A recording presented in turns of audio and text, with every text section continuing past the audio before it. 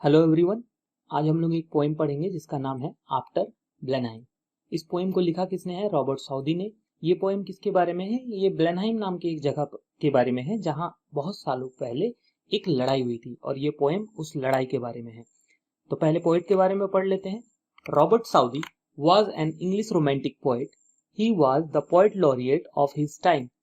He wrote this poem in 1796 about a battle that took place in Blenheim, a village in southern Germany in 1704. Poet laureate का मतलब क्या है कि ये court poet थे, king के कोर्ट में ये पोएट थे। इन्होंने ये पोएम 1796 में लिखा है। किसके बारे में? एक बैटल के बारे में जो ब्लेनहिम नाम के एक जगह पर हुआ था, जो कि साउथ जर्मनी के एक छोटा सा गांव है। It is an anti war poem that sharply criticize the destruction and death caused by war। ये एक एंटी वार पोएम है जो वार के अगेंस्ट में लिखा गया ये पोएम है, जो क्रिटिसाइज करता है, जो आलोचना करता है, गलत बताता है किसको? एक वार को। और ये बताता है कि किस तरह से एक लड़ाई में डिस्ट्रक्शन, बर्बादी होता है, एंड डेथ, बहुत सारे लोग मारे जाते हैं। The poet uses the simple narrative of a grandfather explaining to his two grandchildren his own suffering and the suffering of many others like him who were victims of the battle। ये जो poet हैं, poet बिल्कुल simple language में किसके through? एक grandfather और उसके दो ग्रैंडचिल्ड्रन के थ्रू ये पोएम बताते हैं कि किस तरह से ये ग्रैंडफादर भी इस वार की वजह से सफर किए थे और बहुत सारे लोग जो इस बैटल की वजह से विक्टिम बने थे। The grandfather cannot give any good reason for war and can only repeat that it was a famous victory। Grandfather से जब वो दो छोटे ग्रैंडचिल्ड्रन ये पूछते हैं कि ये लड़ाई क्यों हुआ था, तो ग्रैंडफादर कोई प्रॉपर रीजन नहीं दे पा रहे थे, बस यही बता रहे थे कि जैसा कि मैं सुना हूं, it was a famous victory. वो हमेशा लोगों से ये सुनते आए हैं कि ये लड़ाई बहुत फेमस था और ये बहुत ही फेमस जीत थी। Obviously this was the propaganda that was indoctrinated in the common people. हालांकि हम लोग जानते हैं कि हम लोग बहुत सारी चीज ऐसे हैं जिसका रीजन नहीं जानते हैं पर हम लोग करते रहते हैं। उसी तरह इस ग्रैंडफादर को ये रीजन नहीं पता ये लड़ाई किस लिए हुआ है, लेकिन बस इतना जानते हैं कि ये लड़ाई बहुत फेमस थी। The poet wants to emphasize through the repetition of the lines that wars are senseless, futile and evil and that in war there are no real winners. Poet बार बार लाइंस को रिपीट करते हुए ये बताना चाहते हैं कि जो वार है वो बेकार है, इस वार से कोई जीतता नहीं है, बोथ साइड लूज करते हैं, जिसमें बहुत सारे डेथ होते हैं, बहुत घर बर्बाद होते हैं, बहुत सारे लोगों की जिंदगी बर्बाद होती है। This is a powerful poem that echoes Wilfred Owen's famous quote the pity of war. This poem is a wake up call to seek peaceful solutions to all conflicts. इस पोएम को पढ़ने के बाद या इस पोएम के जरिए रॉबर्ट साउदी ये बताना चाहते हैं कि वार कभी भी फ्रूटफुल नहीं होते हैं, वो बेकार ही होते हैं। लड़ाई करने से अच्छा हम किसी चीज का सॉल्यूशन बैठकर शांति से निकाल सकते हैं। यह है रॉबर्ट साउदी, उनकी तस्वीर, पहला stanza. It was a summer evening, old Kaspar's work was done and he before his cottage door was sitting in the sun and by him spotted on the green his little grandchild Wilhelmine. तो ये poem किसके बारे में है? ये poem बताया जा रहा है कि ये एक समर इवनिंग है जब ओल्ड कास्पर कौन है? कास्पर वो बूढ़ा इंसान है जो इस जगह पर रहता है। ओल्ड कास्पर अपना काम कर चुका है और अपने कॉटेज के किनारे पर बैठा हुआ है। Was sitting in the sun and by him spotted on the green his little grandchild Wilhelmine. और इसके सामने में उसकी छोटी सी जो ग्रैंड चाइल्ड है वो वहां सामने खेल रही है। एक कैस्पर है जो कि बूढ़ा हो चुका है, ये अपने काम खत्म करके अपने दरवाजे पर बैठा हुआ है सूर्य की रोशनी में, और साथ ही उसके सामने उसकी छोटी ग्रैंड चाइल्ड जिसका नाम है वेलमाइन, ये वहां खेल रही है। She saw her brother Peterkin roll something large and round which he beside the rivulet in playing there had found. He came to ask what he had found that was so large and smooth and round। तो वो जो लड़की है विलमाइन, वो देखती है कि उसका भाई, उसके भाई का क्या नाम है? पीटरकाइन। उसका भाई पीटरकाइन कुछ चीज को लेकर रोल कर रहा है मतलब फुटबॉल की तरह जमीन पर गुड़का रहा है। which he beside the rivulet in playing there had found. Rivulet का मतलब होता है small river. तो उसका भाई नदी के किनारे खेलते खेलते उसे मिला और वो उसे रोल कर रहा है. He came to ask what he had found. वो अपने दादाजी को और अपनी बहन को वो बताने के लिए आ रहा है कि उससे उस नदी के किनारे क्या मिला.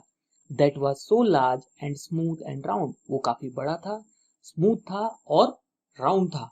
Old Caspar took it from the boy who stood expectant by, and then the old man shook his head and with a natural sigh, "This some poor fellow's skull," said he, "who fell in the great victory." यहाँ Caspar जो कि बूढ़ा इंसान है वो उस जो round सा चीज था उसे अपने बच्चे से ले लेता है, यानी कि पीटरकिन से ले लेता है. और पीटरकिन वहां एक्सपेक्टेंट खड़ा रहता है, मतलब इस उम्मीद में कि उसे इसका आंसर पता चलेगा कि वो गोल सा चीज है क्या. And then the old man shook his head. उसके बाद वो जो बूढ़ा इंसान था वो निराशा में अपने सर नीचे झुकाता है and with a natural sigh, और सांस भरते हुए कहता है, "this some poor fellow's skull said he who fell in the great victory." तो ओल्ड कास्पर यहाँ पर बताते हैं कि ये तो किसी लाचार इंसान का खोपड़ी लग रहा है जो यहाँ ग्रेट विक्ट्री का मतलब यहाँ उस लड़ाई में मारा गया था. ये तो उसकी खोपड़ी लग रही है. I find them in the garden, for there's many here about, and often when I go to plug, the plugshare turns them out. For many thousand men, said he, were slain in that great victory. तो यहाँ पर old Caspar उस बच्चे को ये बता रहे हैं कि तुम्हें ताजुब नहीं होना चाहिए जब तुम्हें एक खोपड़ी मिले. क्यों? क्योंकि मुझे तो ऐसी खोपड़ियां गार्डन में बहुत सारी मिलती हैं.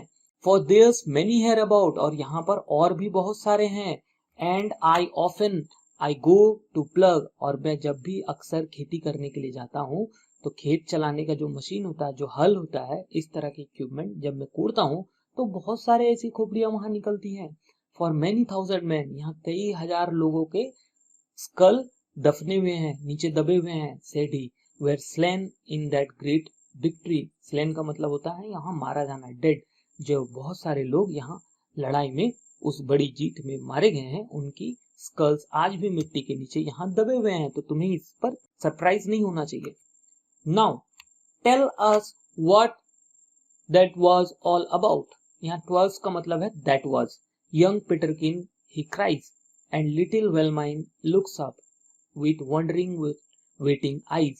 Now tell us all about the war and what they fought each other for. तब जो छोटा पीटरकिन था वो थोड़ा सा चिल्लाते हुए अपने दादाजी से पूछना चाहता है, अब बताइए वो क्या था, वो लड़ाई किस बारे में, आप किस लड़ाई के बारे में बात कर रहे हैं. एंड लिटिल वेलमाइन लुक्स अप, और छोटी जो विलमाइन थी वो विथ वंडरिंग वेटिंग आईज, और वो इस उम्मीद में कि दादाजी अब कुछ अच्छा आंसर बताएंगे, इस उम्मीद में अपने दादाजी की तरफ देखने लगी. Now tell us all about the war. हमें उस लड़ाई के बारे में पूरी कहानी बताइए. And what they fought each other for, और वो जो लोग लड़े थे वो आपस में किस लिए लड़े थे. It was the English, Kaspar cried, who put the French to rout. But what they fought each other for I could not well make out. But everybody said quoth he that was a famous victory. तो यहाँ पर Caspar बताना चाह रहे हैं कि ये जो लड़ाई था ये किसके साथ था, ये अंग्रेजों के साथ था. ये अंग्रेज और फ्रेंच के साथ लड़ाई था. हरा दिए थे. यहाँ टू रोट का मतलब होता है हराना, डिफीट करना. फ्रेंच को हरा दिए थे. But what they fought each other for I could not well make out. लेकिन वो लोग आपस में किस लिए लड़े थे ये मैं ठीक से नहीं बता सकता. बट एवरीबडी सेड क्वेथ ही. यहाँ क्वेथ का मतलब होता है शेड, बोला. तो वो जो बूढ़ा कैस्पर था उन्होंने कहा कि सब लोग यही बताते हैं कि ये जो लड़ाई था बहुत फेमस था और हम लोग उसमें जीते थे. विक्ट्री का मतलब जीतना, और ये जीत किसकी हुई थी, इन अंग्रेजों की हुई थी. My father lived at Blenheim then, yon little stream hard by. They burnt his dwelling to the ground, and he was forced to fly. So with his wife and child he fled, nor had he where to rest his head. उस बूढ़ा Kasper का पिताजी उस समय जब ये लड़ाई हो रहा था तो वो ब्लेनहाइम में रहते थे. Yon little stream hard by, एक छोटे से झरने के किनारे. They burnt his dwelling to the ground, और वहां इन लोगों का जो भी चीजें थी उस लड़ाई में जला दिया गया, उनके घर में जितने भी सामान थे, उनका घर था, सारा चीज वहां जल गया। And he was force to fly, और इनके जो पिताजी है उनको जबरदस्ती वहां से भागना पड़ा क्योंकि वहां रहने लायक कुछ भी नहीं बचा था। So with his wife and child he fled, तो ये जो कैस्पर के पिताजी किसके साथ, अपनी वाइफ और अपने बच्चे के साथ बेलमिन जगह से भाग गए। Nor had he where to rest his head, और वहां से भागने के बाद उन लोगों के पास कहीं घर नहीं था सिर छुपाने के लिए। With fire and sword the country round was wasted far and wide। Caspar आगे बताते हैं कि तलवार से और आग से, जो आग यानी कि जो डैमेजेस हुए थे, ये डैमेज कंट्री राउंड चारों तरफ फैल गई थी और दूर दूर तक सब कुछ बर्बाद हो चुका था। And many a childing mother then and newborn baby died, और बहुत सारे चाइल्डिंग मदर का मतलब वैसे मदर जो बर्थ नहीं दे पाए बच्चे को, उनका बर्थ होने वाला है बच्चे का, एंड न्यूबॉर्न बेबी, और बहुत सारे नए बच्चे जो कि कुछ महीने, 2 महीने, 3 महीने या 4 महीने या साल भर के बच्चे थे, वो भी मारे गए। But things like that you know must be at every famous victory, लेकिन ऐसी छोटी मोटी चीजें तो हर लड़ाई में होती रहती है। तो यहाँ से कैस्पर क्या बताना चाहते हैं, यहाँ छोटी मोटी चीजें नहीं है, किसी का जान जाना कोई छोटी मोटी चीज नहीं है। बट कैस्पर यहाँ ये बताना चाह रहे हैं कि लोग वार को इतना बड़ा मान लेते हैं कि उस जगह पर ये बच्चों का मरना, मदर्स का मरना या चीजों का डिस्ट्रक्शन होना अपनी जीत की खुशी के आगे छोटा मानते हैं, जबकि ये बिल्कुल गलत है। लड़ाई से ज्यादा इंपॉर्टेंट है कि डैमेजेस ना हो, डिस्ट्रक्शन ना हो, किसी की जान ना जाए। दे से it was a shocking sight after the field was won, for many thousand bodies here lay rotten in the sun, but things like that you know must be after a famous victory। लेकिन लोग कहते हैं, देसी का मतलब लोग कहते हैं कि वहां का लड़ाई के बाद, जब लड़ाई खत्म हो गया, जब हम लोग जीत गए, तो वहां का दृश्य देखने लायक था। शॉकिंग मतलब दर्दनाक, बहुत भयंकर था। For many thousand bodies here, यहाँ पर सूर्य की रोशनी के नीचे, सन के नीचे, रॉटन मतलब सड़ना, बहुत सारे बॉडीज जमीन में पड़े हुए थे और सनलाइट से सड़ रहे थे। But things like that you know must be after a famous victory, लेकिन जैसा कि तुम्हें पता है, कोई बड़ी लड़ाई के बाद ऐसी छोटी मोटी चीजें तो होती रहती है। Great praise the Duke of Marlborough won and our good princess Eugene, why was a very wicked thing said little Wilhelmine, nay nay my little girl quoth he, it was a famous victory. Kaspar यहाँ पर बताते हैं जो वहां उस समय वहां के ड्यूक थे, जो लड़ाई को जीते, वो थे ड्यूक ऑफ मालब्रो। मालब्रो की वजह से वो लड़ाई जीती गई थी और इसीलिए उनका सभी कोई तारीफ करते हैं और उसकी प्रशंसा करते हैं।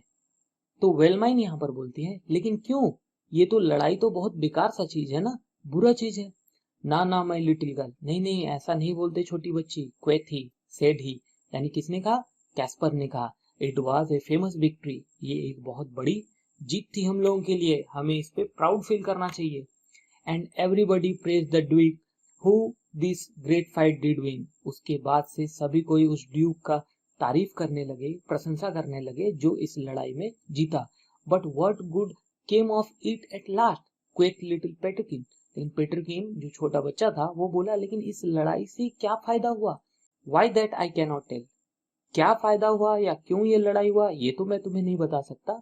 बट ये जैसा कि सभी कहते हैं कि ये बहुत फेमस विक्ट्री था, मतलब यहाँ पर वो लोग प्राउड फील कर रहे थे। कौन प्राउड फील कर रहे थे, जितने भी इंग्लैंड के लोग थे, यानी कि जितने भी इंग्लिश लोग थे, ये अपने आप को प्राउड फील कर रहे थे। किस पे, लड़ाई जीतने पर। लेकिन पोएट का मानना था लड़ाई जीतना कोई प्राउड वाली बात नहीं है, यहाँ पर हमें शेम होना चाहिए कि एक लड़ाई की वजह से इतने सारे लोगों का जान गया।